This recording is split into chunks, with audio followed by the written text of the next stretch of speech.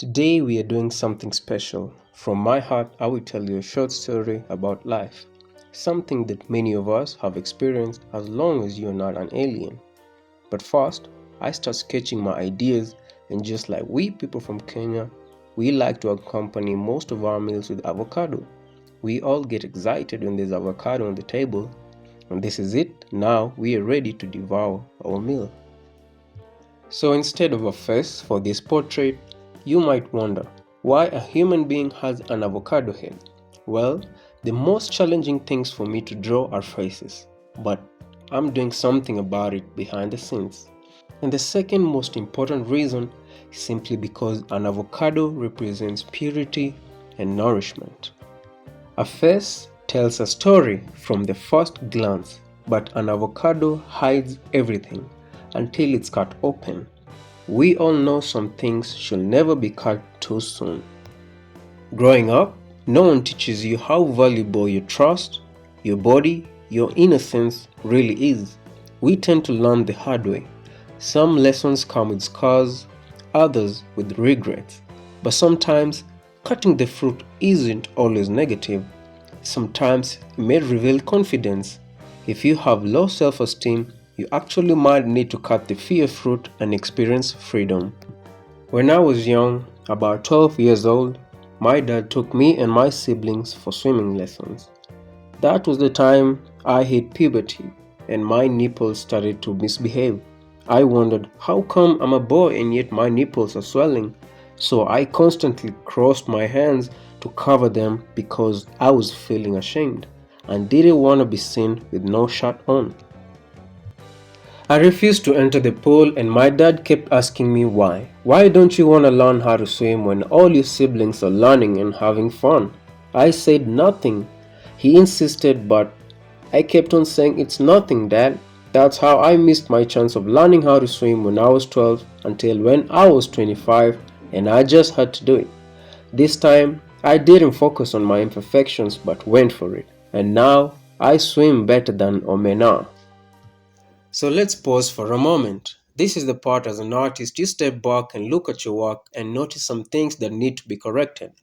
I noticed that my model's left side was bigger than her right side, and so I had to make a few adjustments just to make her popping, baby. I know the low self-esteem issue happens to a lot of people who are not comfortable with their bodies, especially the plus-size ladies, of which to me are the most beautiful women on the planet. I would choose a chubby lady over $10 million. I'm just kidding. In this series, you will notice that all my subjects are plus-size women because they are just my preference. But this isn't just about one type of woman.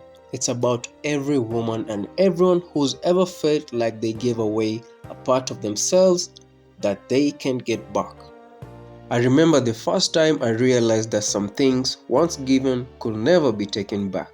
It wasn't written in any book, it wasn't taught in any school. It was in the silence after faith in someone was lost. It was in the emptiness after trust was broken. Like an orange once spilled, I could never return to how I was before. And yet, here I stand whole in my own ways, carrying the pieces of myself that remain. What about you? What have you given away that you can never get back? Let me tell you about a young beautiful girl named Octavia. She sat with her back to the world, the weight of her past draped across her skin like a quiet secret. Once, she had been whole, unpeeled, untouched by the sharp edges of regret. But time and choices had unraveled her, one piece at a time. The world had taken and she had given, until all that remained were fragments of who she used to be, and yet she was still here, still standing, still her. One afternoon, as she and I strolled in a beautiful garden, we saw an orange tree and plucked some. As we were enjoying the fresh fruit, tracing a finger along the curve of the orange, she asked me, "You ever notice how you can put a peeled orange back together?" The scent of the citrus clung to the air between us. I glanced at her silently, waiting. She held up the fruit, its exposed segments glistering under the light. "Some things, once given away, never return the same," she said, her voice soft but certain. "Trust, innocence, pieces of yourself. My eyes were fixed on the half-eaten fruit and then I finally asked, "And what do you do then?" She leaned back slightly, looking at the orange in her hand as if searching for an answer she already knew. She pulled another segment from the orange, the juice staining her fingertips. She said, "You learn to love what remains."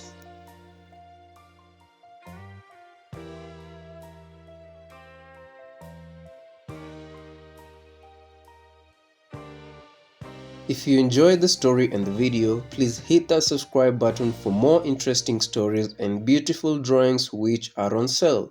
And if you'd like to support my work, my M-Pesa number is on the description box. And also let me know in the comment section what this video made you feel from the story and the drawing. Thank you for watching and stay tuned.